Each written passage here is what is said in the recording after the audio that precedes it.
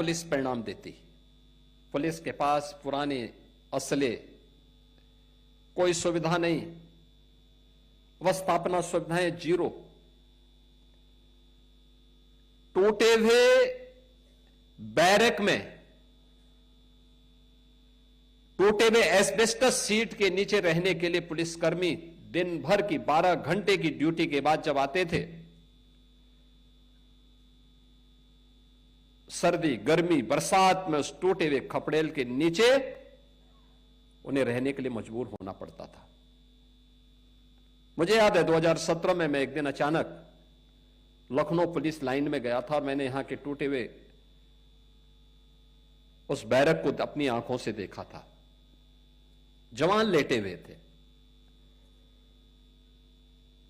आराम कर रहे थे रात्रि भर की ड्यूटी के बाद, लेकिन जैसे ही मैंने दरवाजे के अंदर से झांका, मैंने देखा तो टूटी हुई चारपाई, अपनी आंखों को मलकर मेरी तरफ देख रहे थे। मैंने कहा आप जो समझ रहे हैं मैं वही हूं, लेकिन चिंता मत करो, आराम करो। तब तक पुलिस महानिदेशक भी पहुंच गए, होम सेक्रेटरी पहुंच गए। उन्होंने कहा आपने बताया नहीं। मैंने कहा मैं बताता तो मैं ये सब देख नहीं पाता, मैं इसीलिए आया हूं। और आज आप देखते होंगे उत्तर प्रदेश के 55 जिले ऐसे हैं जिनमें जो सबसे ऊंची बिल्डिंग होगी वह उत्तर प्रदेश पुलिस की बैरक की होगी, उत्तर प्रदेश पुलिस बल के कार्मिकों के बैरक की होगी।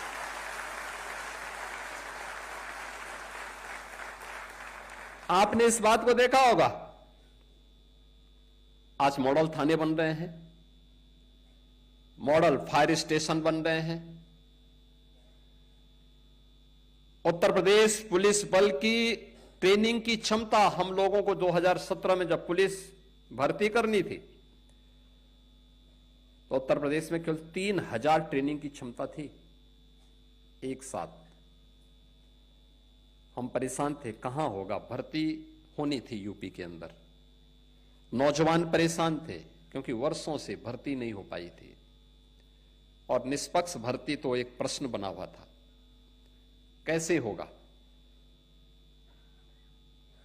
मेरे सामने समस्या थी कि हम 3000 से अधिक भर्ती एक बार नहीं कर सकते थे। एक भर्ती की प्रक्रिया को बहुत आप जितनी भी तेजी करेंगे 9 महीने से कम में वो भर्ती नहीं हो सकती। मैंने अन्य राज्यों से संपर्क किया, 2-3 राज्य तैयार हुए। हम लोगों ने मिलिट्री, पैरामिलिट्री से भी बातचीत किया, उन्होंने भी कहा थोड़ा थोड़ा हम भी सहयोग कर लेंगे। बहुत खींच खांच करके हम लोग 17 से 20 हजार तक उसको लेकर के गए। 30 हजार तक बामुश्किल अन्य राज्यों से भी और मिलिट्री, पैरामिलिट्री के भी ट्रेनिंग सेंटर लेने के बाद एक क्षमता हम प्राप्त कर पाए थे। और आज आप देख सकते हैं 60,244 पुलिस कार्मिकों की हम लोगों ने भर्ती की और सभी की ट्रेनिंग यूपी के ही ट्रेनिंग सेंटर में हो रही है। उत्तर प्रदेश के अपने द्वारा अर्जित अवस्थापना सुविधाओं में ये ट्रेनिंग की सुविधा आज उत्तर प्रदेश पुलिस बल प्राप्त किया है। कोई सोचता था उत्तर प्रदेश में 3 नए कानून अभी गत वर्ष जुलाई में लागू किए गए और लागू करने के बाद ये 3 नए कानून में 7 वर्ष से ऊपर की प्रत्येक सजा में फॉरेंसिक एविडेंस की आवश्यकता है। 2017 के पहले यूपी के अंदर जो फॉरेंसिक लैब थी उनकी संख्या 2 थी, आज 12 फॉरेंसिक लैब हैं हमारे पास और भारत का वर्ल्ड क्लास फॉरेंसिक इंस्टीट्यूट भी यूपी के पास है, यूपी पुलिस का है।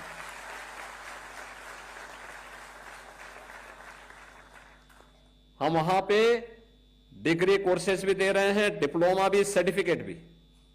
हर जिले में 6 हमारे अभी फॉरेंसिक लैब्स जो ये ग्रेड की हैं, ये निर्माणाधीन हैं और हर जिले में हमने 2-2 फॉरेंसिक मोबाइल यूनिट भी वहां पर तैनात की हैं जो वहां पर कार्य कर रही हैं। और ट्रेनिंग पुलिस कार्मिक हो या कोई बेरोजगार नौजवान जिसकी इस फील्ड में रुचि हो, उनकी ट्रेनिंग उत्तर प्रदेश हमारा फॉरेंसिक इंस्टीट्यूट के माध्यम से ही, स्टेट फॉरेंसिक इंस्टीट्यूट में ही उसकी ट्रेनिंग भी हो रही है।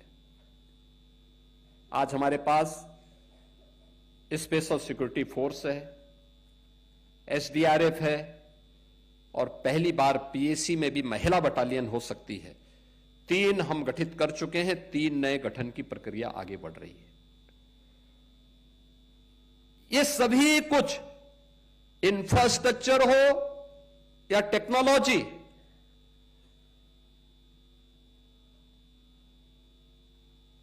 या मोबिलिटी को आगे बढ़ाने के लिए जो प्रयास प्रारंभ किए, इन सबको मिलकर के जब एक साथ टेक्नोलॉजी ट्रांसफॉर्मेशन एक साथ होता है, रिजल्ट आता है, तो वही कॉमन मैन के ट्रस्ट का आधार बनता है। आज हर बड़ा निवेशक क्यों यूपी में आना चाहता है, देश का हो या दुनिया का? क्योंकि इसे विश्वास है यूपी की जीरो टॉलरेंस की पॉलिसी, जीरो करप्शन की पॉलिसी हर एक बड़े निवेशक को जहां विश्वास से भर करके यूपी में निवेश करने के लिए लालायित करता है, वहीं हर बेटी सुरक्षित है, हर व्यापारी सुरक्षा का एहसास करके उत्तर प्रदेश के विकास में और देश के विकास में उत्तर प्रदेश को ग्रोथ इंजन के रूप में आगे बढ़ाने में अपनी भूमिका का निर्वहन कर रहा है। और इसी प्रक्रिया को आगे बढ़ाने की दिशा में आज जो प्रयास आगे बढ़े हैं, उसी के तहत बहुत कुछ कार्य पिछले 9 वर्ष के अंदर हम लोगों ने प्रदेश के अंदर प्रारंभ किए हैं। आपने देखा होगा 2,19,000 से अधिक हमने पुलिस कार्मिकों की भर्ती की, ये कभी नहीं हुआ। आज हमारे पास पर्याप्त मात्रा में पुलिस बल है, बड़ी से बड़ी चुनौती को हम फेस कर सकते हैं। पहले पुलिस थी ही नहीं। परिणाम क्या थे? मनोबल टूटा हुआ था। परिणाम क्या देते? सुविधाओं का अभाव था। परिणाम क्या देते? वो मनुष्य है, मशीन नहीं है कि लगातार 48 घंटे तक काम लें। लेकिन उस सब के बावजूद ये चीजें आज उत्तर प्रदेश के पास हैं। आज उत्तर प्रदेश पुलिस की डिमांड, पीएसी की डिमांड देश के अन्य राज्यों में भी होती है, और उस प्रक्रिया को आगे बढ़ाने के लिए आज मैं इस बात के लिए धन्यवाद दूंगा होंडा इंडिया फाउंडेशन को कि उन्होंने 50 अपनी क्विक रिस्पांस टीम की बाइक उत्तर प्रदेश पुलिस को उपलब्ध करवाने के लिए समारोह यहां पर आयोजित किया है। मैं धन्यवाद दूंगा होंडा इंडिया फाउंडेशन को कि उन्होंने उत्तर प्रदेश पुलिस की इस टीम को अपने इस फाउंडेशन के साथ जोड़ने और उत्तर प्रदेश पुलिस बल पर अपना विश्वास जो जताया है, मैं इसके लिए उनको उत्तर प्रदेश सरकार की ओर से धन्यवाद देता हूं।